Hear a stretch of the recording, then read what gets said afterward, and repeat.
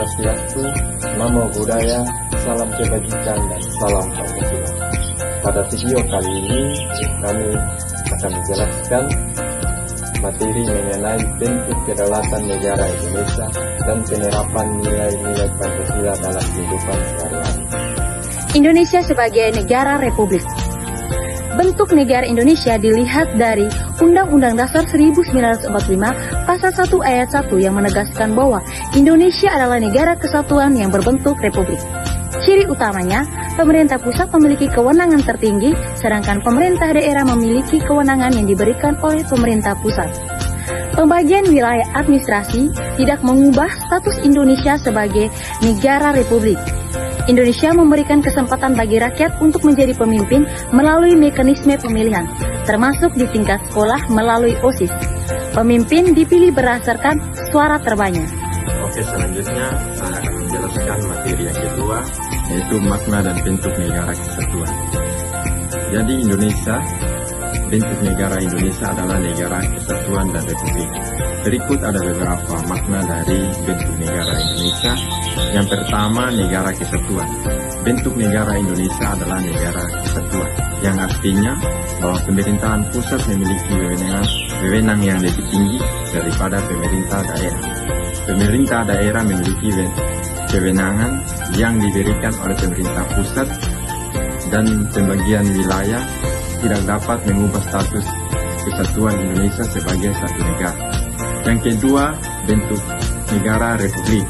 Indonesia adalah negara republik, yang berarti kepala negara dipimpin oleh rakyat melalui proses pemilihan umum.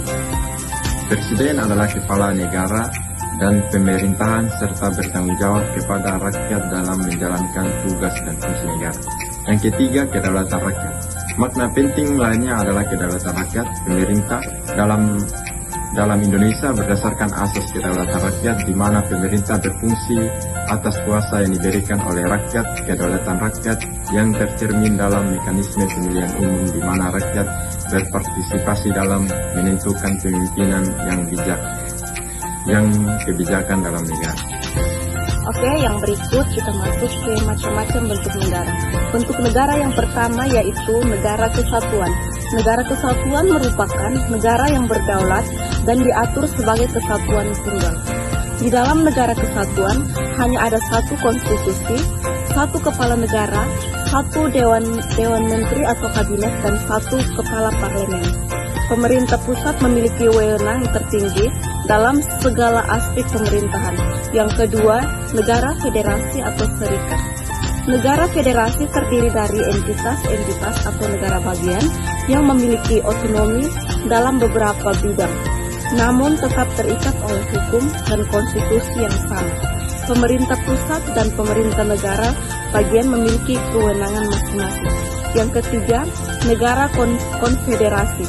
Negara konfederasi adalah bentuk kerjasama antar negara independen yang membentuk suatu entitas politik baru.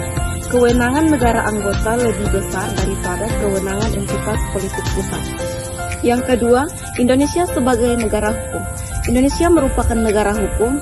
Hal ini ditegaskan dalam perubahan keempat pasal 1 ayat 3 Undang-Undang Dasar Negara Republik Indonesia tahun 1945. Negara Indonesia adalah negara hukum. Menurut Jimli Asihikie, seorang pakar hukum tata negara, dalam konsep negara hukum, maka hukumlah yang mesti jadi panglima dalam dinamika kehidupan kenegaraan. Indonesia sebagai negara hukum mengembangkan perangkat hukum sebagai suatu sistem yang berkeadilan. Perangkat hukum ini dikembangkan dengan menata suprastruktur dan infrastruktur kelembagaan politik, ekonomi, dan sosial yang tertib dan teratur.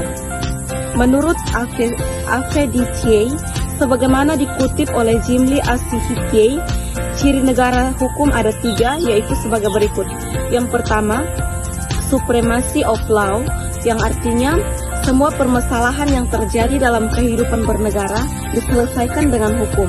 Yang kedua, equality before the law, yaitu setiap warga negara sama kedudukannya dalam hukum, tidak ada perbedaan penerapan hukum antara pejabat dengan rakyat.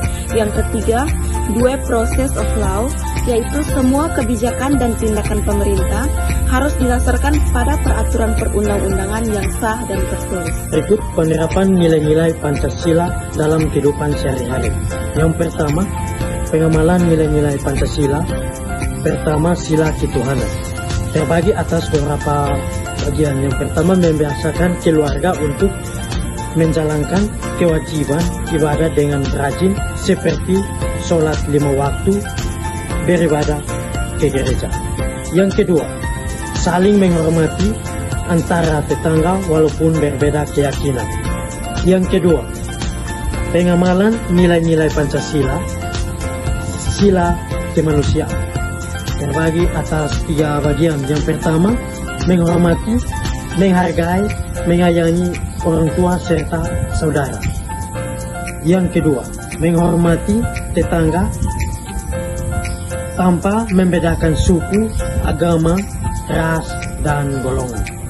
Yang ketiga, memperlakukan sesama teman dengan baik tanpa membedakan suku, ras, agama, dan golongan. Yang ketiga, pengamalan nilai-nilai Pancasila, nilai persatuan, menanamkan jiwa dan semangat patriotisme serta cinta tanah air bagi seluruh anggota keluarga, misalnya dengan membiasakan mengonsumsi produk-produk lokal buatan Indonesia. Yang kedua, mengutamakan pentingnya masyarakat di atas kepentingan pribadi atau keluarga. Yang keempat, pengamalan nilai-nilai Pancasila, nilai kerakyatan. Terbagi atas 3 bagian. Yang pertama, anak mendengarkan dan menuruti nasihat orang tua. Yang kedua, mengikuti pemilihan kepala daerah baik dari tingkat provinsi, kabupaten, hingga RT dan RW. Yang kelima, pengamalan nilai-nilai Pancasila, nilai keadilan, menjalankan kewajiban dan mendapatkan hak sesuai peranan masing-masing anggota keluarga. Yang kedua, membantu tetangga yang membutuhkan tanpa melihat status sosial. Yang ketiga, melaksanakan kewajiban dan mendapatkan hak sebagai siswa. Sekian video dari kami. Terima kasih.